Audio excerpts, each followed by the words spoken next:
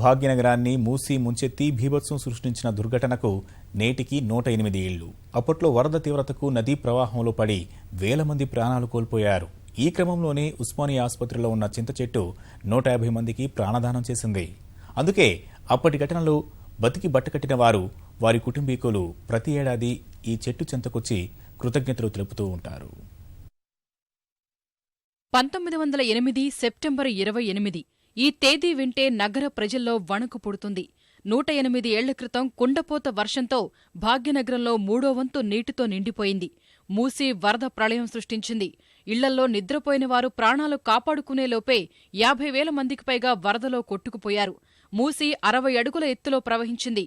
అఫ్జల్గంజ్, ముస్లింజంగ్, చాదర్ఘాట్ వంతెనలు కొట్టుకుపోయాయి.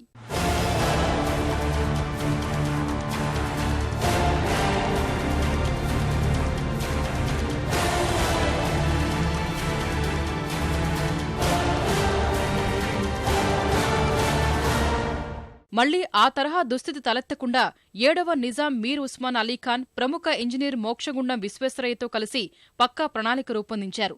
వారి ఆలోచనల నుంచి రూపుదిద్దుకున్నవే ఉస్మాన్ సాగర్, హిమాయత్ సాగర్. ఆ కాలంలో కట్టిన ప్రాజెక్టులే ఇప్పటికీ నగరానికి వరద రాకుండా ఆపడంతో పాటు భాగ్యనగర వాసుల దాహార్తిని తీరుస్తున్నాయి. ఆనాడు మూసీ వరదల్లో ఎంతో మంది ప్రాణాలు కోల్పోయారు. అయితే వరదలో కొట్టుకుపోతూ 150 మంది ఉస్మానియా ఆసుపత్రిలోని చింత చెట్టుపైకి చేరి ప్రాణాలు కాపాడుకున్నారు.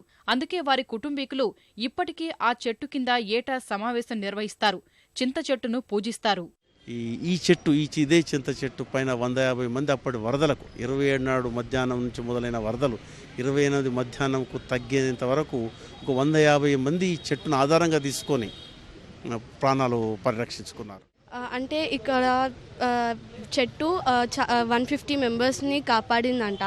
సో ఎవ్రీ ఇయర్ ఇక్కడ సెలబ్రేట్ చేస్తారంట. సో నాకు కూడా తెలుసుకోవాలని ఉంది, అందుకే వచ్చాను.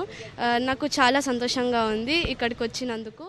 1908లో ఇంకా చాలా వర్షాలు వచ్చి అప్పుడు చాలామంది కొట్టుకుపోయారు. అప్పుడు జరిగిన దాని గురించి ఒక సాంగ్ పాడడానికి వచ్చాను. వృక్షజాతి ఔదర్యానికి నిలువెత్తు నిదర్శనం ఉస్మానియా ఆసుపత్రి ఆవరణలోని చింత చెట్టు. ప్రాణకోటికి జీవాధారమైన ఆక్సిజన్ అందించడమే కాకుండా ఆపద సమయంలో 150 మంది ప్రాణాలను కాపాడింది. అడ్డగోలుగా చెట్లు నరికేస్తున్న సమాజంలోని కొందరికి ఈ పాఠం ఓ గుణపాఠం కావాలి. కెమెరా పర్సన్ కేవీ రావుతో శ్రీకాంత్, ఈటీవీ న్యూస్, హైదరాబాద్.